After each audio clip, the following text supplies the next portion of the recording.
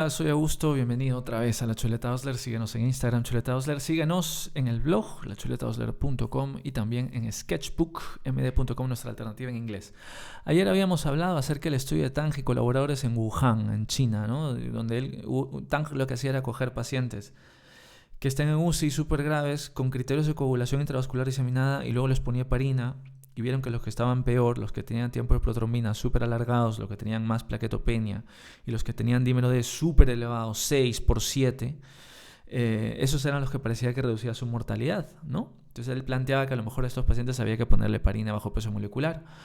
Pero claro, él hablaba de coagulación intravascular diseminada o criterios de coagulación intravascular diseminada, que es un evento final en la sepsis. Entonces él decía, pues yo sé que esto es algo que ocurre en la sepsis, pero vamos a aplicar este criterio en estos pacientes que tienen infección viral.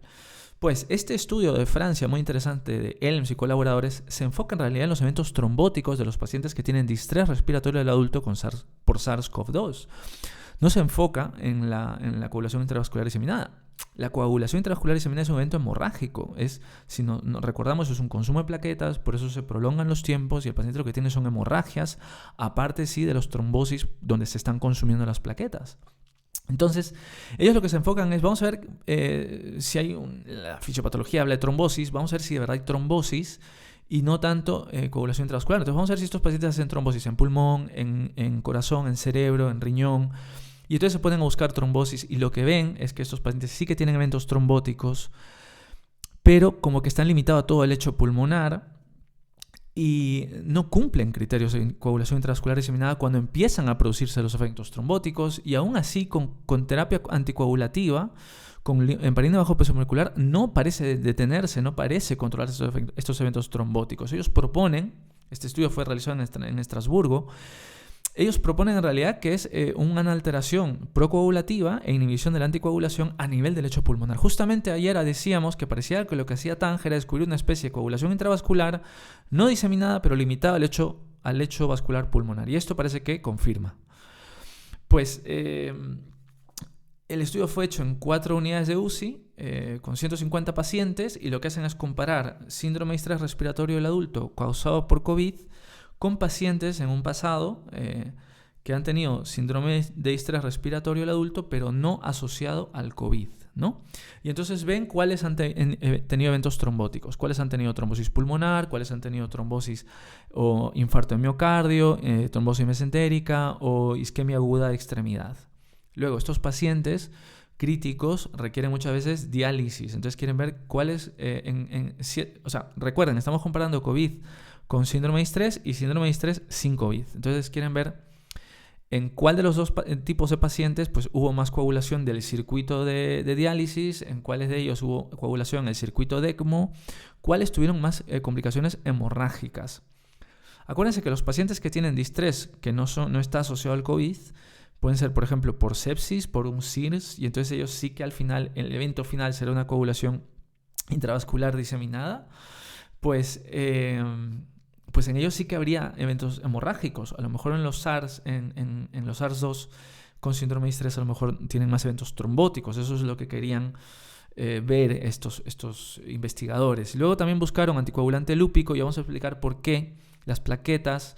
Habían cambios endoteliales. Nos hablan de cambios endoteliales con activación de plaquetas, activación de megacariocitos, que en realidad son los precursores de las plaquetas. Y luego recuerden que las plaquetas se exponen fosfolípidos y se producen justamente anticuerpos contra esos fosfolípidos, y eso es el lupus anticoagulante, ¿no? Que genera el síndrome antifosfolípido. Entonces buscaron el lupus anticoagulante. Luego también vieron cuáles de estos pacientes tenían score para coagulación intravascular diseminada, y se encontraron que eran muy pocos o casi ninguno los que tenían criterios. De hecho, van a ver cómo es que el dímero D tampoco estaba tan alto y los tiempos de protrombina no estaban muy alargados cuando ya se establecen los eventos trombóticos, y las plaquetas tampoco es que estaban consumidas aún, ¿no? Entonces, ¿qué es lo que ven Bueno, hicieron todo tipo de imágenes, pulmón, cerebro, etcétera, ¿no? Para ver si había pues, infarto cerebral, si había hemorragia cerebral, si había trombosis pulmonar, etcétera. Pues 150 pacientes entraron en 4 centros, repito, con una edad media de 63, 81% eran hombres, la estadía en UCI fue más o menos de 9 días más menos 4, una mortalidad del 8,7, todos recibieron el mismo tratamiento, full antiviral, o sea, hidroxicloroquina, lopirrito, remdesivir. ¿Cuáles son las complicaciones trombóticas que se encuentran? 64 tuvieron complicaciones trombóticas clínicamente relevantes de los 150, más o menos la mitad, ¿no? 25, que corresponde al 25%, tuvieron tromboembolismo pulmonar. De estos 25, 24 hombres. Esto es totalmente, se correlaciona con esta alta mortalidad en hombres que se ven, con una edad media de 62, que también es algo que se ha visto. Hombres de 60, 65 años son los más afectados, los que menos tienen, los que parece que más van a UCI, ¿no? 9 de ellos una trombosis pulmonar central, troncular, 8 lobares. Luego hablan de 25 pacientes con alteraciones neurológicas, solamente 4 de los 150 tienen eventos hemorrágicos, entonces por eso decíamos, no es una coagulación intravascular diseminada con evento hemorrágico, ¿no? Parece que hay procoagulación, pero tampoco es que hablan de que muchos, o sea, 25 de los 150 han tenido ictus, ¿no? A lo mejor por otros factores, no lo sabemos. 28 pacientes tuvieron, ojo con esto, ¿no? 28 pacientes tuvieron terapia de reemplazo renal, o sea, diálisis.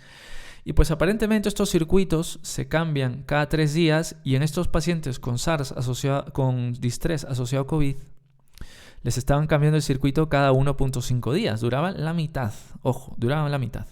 12 pacientes fueron a ECMO y pues algunos de ellos tuvieron, pone aquí, un paciente con venoso, un paciente con veno arterial y pues 3 eventos trombóticos en la bomba centrifugal, 3 eventos trombóticos, 2 pacientes que tuvo que haber reemplazo. Bueno, en fin, de los 12 pacientes que recibieron ECMO, pues 3 tuvieron trombosis del circuito de ECMO. Ahora, muy importante esto, no hubieron pacientes con infarto de miocardio. Esto también se ha visto en otras descripciones con alteraciones del ST en pacientes COVID. No hay un infarto de miocardio por oclusión de una coronaria. Eso ya se ha visto antes también. Hubo un paciente, y esto está en moradito aquí, un paciente que tuvo una isquemia arterial aguda, un paciente de 62 años que no tenía historia de enfermedad cardiovascular y que había dejado de fumar hace 20 años. Ojo, ¿no? Normalmente los pacientes que tienen isquemia arterial aguda son grandes fumadores de mucho tiempo, empedernidos, ¿no? Que han fumado. De hecho, el tratamiento en ellos es dejar de fumar, ¿no? Muy interesante. Y luego encima hizo una trombosis pulmonar. Trombosis mesentérica en 5 pacientes de los 150 y ninguno tuvo púrpura, necrosis de los dedos, esos eventos trombóticos acros que hemos visto que dicen que se les asocian al COVID-19, aún no lo sabemos. Aquí viene el otro interesante, los desórdenes de coagulación que se ven en estos casos, ¿no? Dicen, muchos pacientes tuvieron elevación del dímero D y elevación del fibrinógeno. Pero luego dicen que las plaquetas y los tiempos, la protrombina y los tiempos de tromboplastina y tal, pues estos tiempos estaban normales y las plaquetas estaban normales, ¿no? No estaban consumidas, no estaban disminuidas, como se ve en una coagulación intravascular diseminada. Solamente 6 pacientes encajan en coagulación intravascular diseminada, cumplen esos criterios. Y luego aquí en verde lo he puesto que había mucho aumento de factor 7 y factor von Willebrand. Repito, mucho aumento de factor 7 y factor von Willebrand y antígeno factor 7. Y luego 50 pacientes de los 150, o sea, un tercio de ellos, fueron positivos, 87%, ojo, de los... Bueno, 50 de los 57 testeados, discúlpenme, 50 de los 57 testeados por lupus anticoagulante tenían lupus positivo. Eso es casi un 90%. O sea, cogieron 57 pacientes y les buscaron lupus y tenían. Pues este es el nuevo modelo de coagulación. La cascada antigua ya no existe, ¿no? Esta es la nueva cascada de coagulación que es básicamente el inicio, es intrínseco y extrínseco, muy intensamente relacionado con la activación del factor tisular. El factor tisular está pegadito ahí al factor 7 que se activa, ¿no? El proconvertina se llama. Y luego al factor 8, aquí no se ve, lo voy a poner yo, aquí está, pegadito al factor von Willebrand, ¿no? Entonces lo que suele ocurrir es, el 8 con von Willebrand se activa, o mejor dicho, el 8 se libera de von Willebrand, se activa, junto con el 9 activan el 10. Y la otra, vendría a ser la extrínseca, la de factor tisular, se libera también del 7 activado y luego activan el 10. Todo activa el 10 y la protrombina se convierte en trombina. Y lo que dice la nueva cascada es que todo esto activa las plaquetas y las plaquetas tienen que ver en el proceso de coagulación con más activación de factor 5, 8, 9, etc. Con el calcio en la sangre. La plaqueta cuando se activa expone fosfolípidos, activa más factores y hay un aumento. Por eso le llaman amplificación. Y al final la tercera etapa de propagación con más producción de protrombina y trombina y ahí se forma el trombo blanco y ya se queda estable. Entonces lo que dice el nuevo modelo es que la fase inicial no es suficiente para llegar a la fibrina, sino que necesitamos una amplificación y propagación donde tiene que ver las plaquetas. Entonces lo que dicen es que en este nuevo modelo, lo que está haciendo el virus con el daño endotelial y la inflamación directa, infección directa a los macrófagos tal vez, que activan el complemento y de megacariocitos, es que están produciendo plaquetas y se están activando y hay una especie de tormenta de factores de coagulación, si lo podemos decir así. Esto, repito, es un modelo biológico propuesto y se está produciendo mucha coagulación, pero en el lecho pulmonar, en el lecho capilar pulmonar. Bueno, estos son unos diagramas de cajas y bigotes donde vemos pues cómo es que el dímero D sí que está elevado, pero está más bajito en los pacientes COVID. Vemos que los pacientes que son síndrome de estrés no COVID tienen mucho más dímero D. Vemos como el fibrinógeno sí que es mucho más elevado en el COVID, esto probablemente por la hiperinflamación a través de interleuquina 6, que también es lo que activa las plaquetas, ¿no? El proceso hiperinflamatorio también está activando las plaquetas, no quiero decir que solamente el virus lo produce. La tormenta de citoquinas también está activando coagulación. Vemos cómo la antitrombina también es más alta en el COVID-19. Vemos cómo los tiempos de coagulación en las plaquetas no están más bajas, no hay un consumo de plaquetas, no hay un tiempo de protrombina alargado. En el COVID es más alto. Vemos cómo en el no COVID sí que hay una disminución, un consumo de plaquetas, ¿no? Bueno, esto es lo que decíamos, el dímero D, pues sí que está elevado, no tanto, y vemos como la elevación muy particular aquí del factor 7 y del von Willebrand y la presencia de lupus anticoagulante, los eventos trombóticos mucho más en los pacientes COVID-19 con un odds ratio de 2.6, o sea, tener COVID-19 y estar en UCI por un ARTS aumenta la probabilidad 2.6 por 2.6 de tener una tromboembolia pulmonar. Perdón, por 6, sí. No, por complicaciones tromboembólicas, pero una tromboembolia pulmonar 6.2, o sea, 6.2 veces más posibilidad de tener una tromboembolia pulmonar por COVID-19.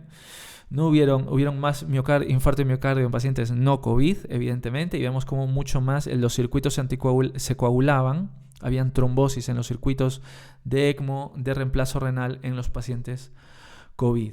Y aquí viene la discusión, y esto es una fumada impresionante. Yo no sé qué han fumado estos médicos, pero han hecho una descripción muy, muy interesante. Esto es muy complicado de explicar. Lo que voy a decir, voy a resumirlo porque me quedan 2 minutos nada más.